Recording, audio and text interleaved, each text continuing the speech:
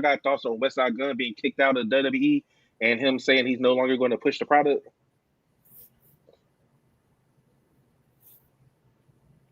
No. All right. Well, there you go. Whoever the person that asked me, here you go. There's your thoughts. I did a video on it on YouTube, and that's got 1.3 thousand views. So appreciate y'all for looking at that. Mad for getting kicked out when you walk into the venue and you think that you can do whatever the hell it is that you want to do, and then Explain that. Explain. Yeah, and what do you mean explain it? The explain is that because you get celebrities that walk into venues and they think because of their celebrity status that they just have free reigns to say and do whatever the hell it is that they want to do. Well, that's not why he got kicked out, though. I thought he was doing something ringside is the reason why he got kicked out. No, they said the reason why they're saying it is because, well, if you listen to Westside Gunn, he's a rapper from Griselda. They were signed to Shady Aftermath. Anyway, he's been going to wrestling events for years, paying all this money, sitting in the front row, but he's just been showing support. And on his wrestling album, he has a lot of songs named after wrestlers, and he's been using WWE cover art, like classic moments. Like he got Ted DiBiase and Virgil on like 3 of his wrestling covers, and WWE didn't have a problem with that at first. They sent him a cease and desist, and a lot of people are thinking that the reason why they did that and the reason why they kicked him out of Raw, and he's from Buffalo, and they did it at the Buffalo show 3 minutes after the show started, was because he owns his own promotion called Fourth Rope Wrestling. The commissioner of it is MVP, who works for AEW, and the Hurt Syndicate song, he recorded it, and he performs it. So a lot of people are saying that his association with AEW is why they are now pushing a cease and desist on him, because he's been doing this for a decade. Yeah. So that's why they're saying that he did. Okay, so from the video, I thought he was ringside saying some off the wall shit when I was watching. Yeah, he was ringside and he got kicked out, and then he said it was one person in particular that doesn't fuck with him, and that's why he got kicked out. That I don't know. That's his words.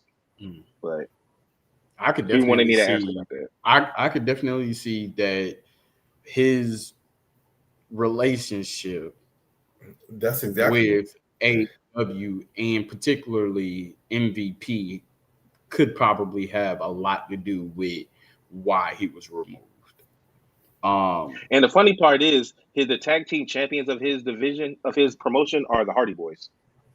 Well, you got to think about this, okay? Let's think about historically with WWE, right?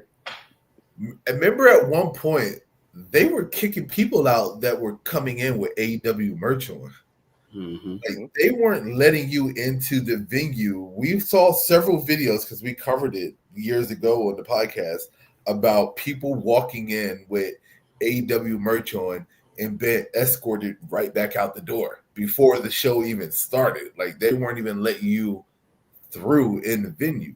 So if you know that was happening with just regular people, you being a celebrity, I could see where they kind of be like, okay, and then with it until you had AEW ties, and then once you got the AEW ties coming in, I mean, it's their competitor, so you can't be mad at them. It's their competitor.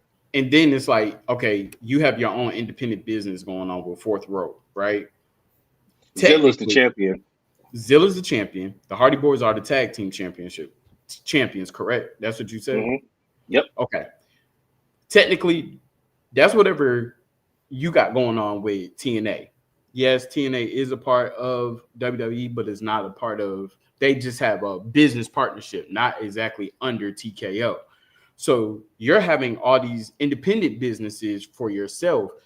One thing that WWE does not do, they don't do independent, like they don't do work with independent business unless there's a mutual contract agreement. So if there's unless you funnel them into WWE. Exactly. So with there not being no contract agreement between him and, they're looking at you like, bro, you're a fan. But the moment you start taking our stuff that we pay You a op. trademark money for, yeah, you are op, bro. Like, nah, you It can't do wasn't this. an issue until his AEW ties. Let's just put it that way. It definitely It wasn't an issue until he had his AEW ties. If he didn't have the AEW ties, if he just still had just his independent wrestling promotion that he was doing, even though he still had the Hardys, if that wouldn't have mattered. Nah, it wouldn't have got him kicked out. But you can't be mad because you got ties to the direct competitor and then you showing up. I mean, I wouldn't put you front row where people can see you on TV and stuff like that. I'm just saying, like, that's not smart business. I'm like, the question.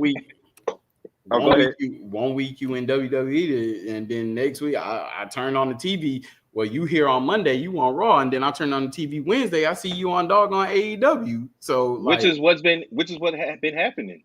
Yeah, and also because Daniel Garcia is from Buffalo, one of them AEW pay-per-views, Westside Gunn walked him out, performing and everything. Exactly. But the question that I asked at the end of my video was, did WWE do Westside Gunn dirty? No. I'm gonna say no. No, I have to say no. Unfortunately, I have to say no.